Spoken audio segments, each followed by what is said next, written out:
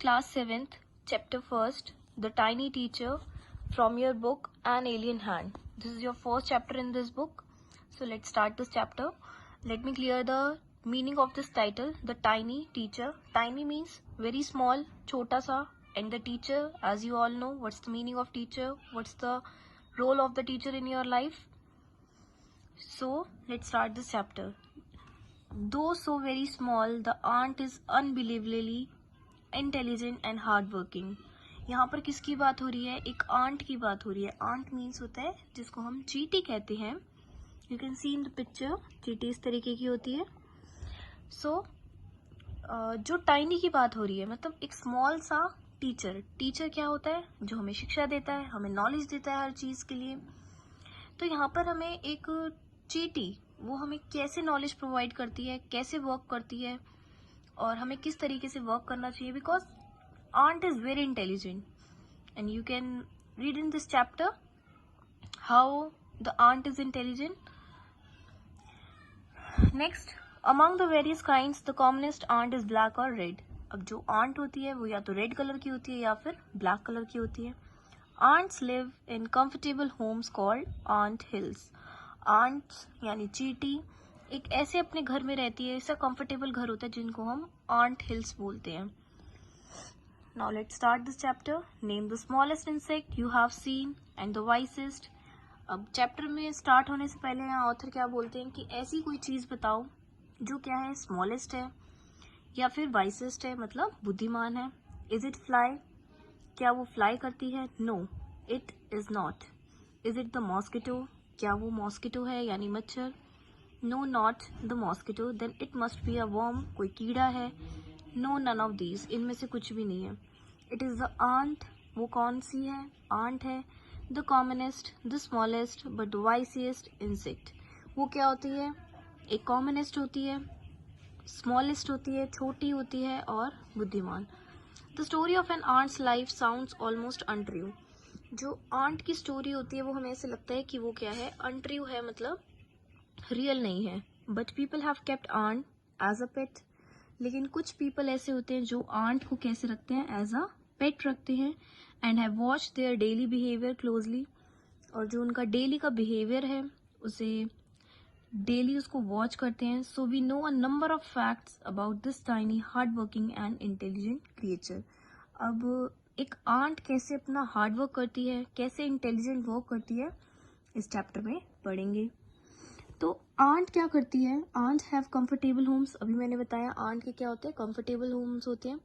और सारे होम्स के अंदर क्या होते हैं, छोटे छोटे रूम्स होते हैं. In some of these rooms the ant lay eggs. कुछ ऐसी जगह होती हैं जहाँ पे वो आंट्स क्या करती हैं, एग्स देती हैं, एग्स ले करती हैं.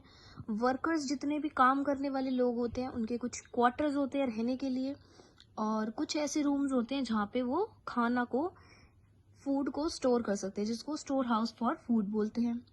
कुछ वहाँ पे सोल्जर्स भी होते हैं. And ants in a house never quarrel with each other. और जितनी भी आंट्स होती हैं उस घर में रहने के बाद वो क्या करती हैं, क्वेरल नहीं करती, मीन्स लड़ाई झगड़ा नहीं करती हैं. Each ant does it share of work intelligently and bravely. और जितनी भी आंट होती हैं वो सारा काम कैसे करती हैं, अपना काम मिल बांट के और बड़े ही ब्रेवली वो काम करती हैं. So the ants lead a very peaceful life. इसलिए जितनी भी आंट होती हैं वो कैसी लाइफ जीती हैं, बहुत ही पीसफुल, बहुत ही शांति भरी लाइफ को वो जीती हैं.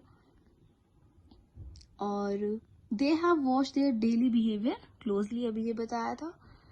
And an ant uses its feelers. Ant क्या करते हैं, अपने यूज करते हैं फीलर्स और antennae to talk to others. जो ये अपर पार्ट होता है उसको हम एंटीना या फिर फीलर्स बोलते हैं, जिससे कि वो आपस में बातें करती हैं. जो अपना मैसेज होता है वो प्रोवाइड करती हैं आपस में, कि अगर कोई बाहर अगर उनको कुछ फूड दिखता है तो सारी एकदम से एक ही लाइन में वो उसी लाइन में आती हैं. So they are very behaviour और and also they are very responsible, also intelligent, responsible, and their behaviour is very good. The commonest among them, these are the black or red ones. ये सारी black होती हैं, red होती हैं. The queen ant is the mother of the entire population of ants of a colony.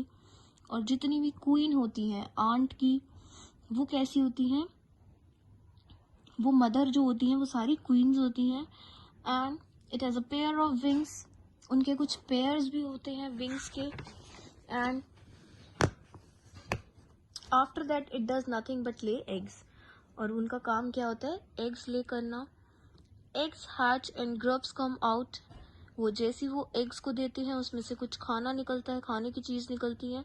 And grubs take 2 or 3 weeks to become cocoons, जितनी भी grubs होती हैं वो क्या बन जाती हैं, कुकून्स बन जाती हैं। और कुकून्स के क्या होते हैं, 3 more weeks to become perfect ants, और जितने भी कुकून्स होते हैं वो 3 से मोर वीक्स लेती हैं आंट्स बनने में। Thus it takes 5 or 6 weeks for a grub to become a complete ant, इसलिए उनको 5 से 6 हफ्ते लगते हैं एक आंट बनने के लिए। नेक्स्ट देखो क्या हुआ इन दिस पैराग्राफ। कुछ जो वर्कर्स होते हैं, वो worker ants carry the grubs about airing, exercise and sunshine.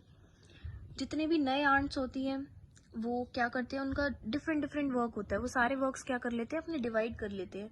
और वो किस तरीके से डिवाइड कर लेते हैं, कुछ सोल्जर्स होते हैं, कुछ बिल्डर्स होते हैं, क्लीनर्स होते हैं, वो सारे अपनी जॉब्स को डिवाइड कर लेते हैं। And after a few weeks training the small ants are ready to go out for work, मतलब ये सारी ट्रेनिंग के बाद उनको क्या मिल जाती है कि वो अब काम के लिए जाने के लिए रेडी हैं बिल्कुल। Creatures other than the ants also lived in the ant hill, कुछ और क्रिएचर्स भी होते हैं जो आंट हिल में रहते हैं, जैसे बीटल्स हो गए, लेसर्स हो गए, ब्रीड्स हो गए of ants and green fly. ये सारे क्या होते हैं, वहां पर भी रहते हैं आंट हिल में। Some of them give smell pleasant to the ants, other give various juices and some are just pets or playing things। कुछ ऐसी होती है जो कुछ पेट्स होती हैं, कुछ प्लेइंग थिंग्स होती हैं, कुछ जूसेस प्रोवाइड करती हैं, तो सबका डिफरेंट अपना अपना वर्क होता है।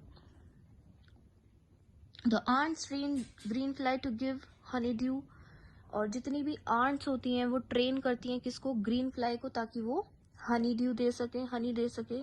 दे milk it just as we milk the cow, जैसे हम काउ से घी वो लेते हैं, मिल्क लेते हैं, ऐसे ही वो आंट्स उनको प्रिपेयर करती है। जो अदर क्रिएचर्स होते हैं जैसे बीटल्स हो गए, लेसर ब्रीड्स हो गई, इन सबको प्रिपेयर करते हैं और वो क्या देते हैं, मिल्क।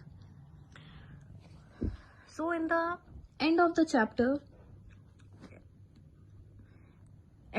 हमें क्या बताया, man can learn many things from the ant, कि जो एक ह्यूमन बींग्स होते हैं, मैन होते हैं, कि वो बहुत सारी ऐसी चीजें हैं जो हम किससे लर्न कर सकते हैं, from the ants. The tiny teacher, hard work, sense of duty, discipline, cleanliness and care for the young ones are some of them. अब जो सीखने की जो सीख मिलती है उनसे क्या मिलती है, कि उनका जो हार्ड वर्क है, सेंस ऑफ ड्यूटी है कि किस तरीके से काम करना है, उनका डिसिप्लिन है, क्लीनलीनेस है, साफ सफाई है, केयर करते हैं अपने जो छोटे बच्चे होते हैं, उनके जो छोटे छोटे एग्स होते हैं उनकी केयर करते हैं।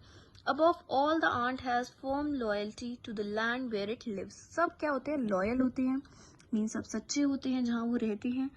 And hard work is easy to see as each that ant its duty most regularly. तो हार्ड वर्क ही उनकी जो ड्यूटी है वही उसका काम बताती है, और जो उनकी सेंस ऑफ ड्यूटी है, डिसिप्लिन है, ये उनकी सबसे इंपॉर्टेंट क्वालिटी होती है एक आंट की लाइफ में।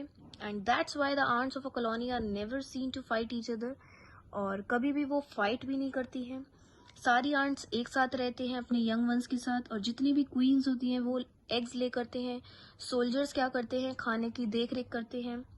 वर्कर्स क्या करते हैं, फीड कराते हैं, क्लीन करते हैं। And they also carry them for airing, exercising and sunshine. और जितने भी नई आंट्स होती हैं तो उनको सारी जितनी भी ओल्ड आंट्स होती हैं वो क्या करती हैं, ट्रेन करती हैं। तो इन the end of this chapter यही बताया है कि हमें क्या करना चाहिए, हार्ड वर्क करना चाहिए। एक छोटी सी देखो टाइनी क्रिएचर हमें क्या क्या सिखा दिया इस चैप्टर में।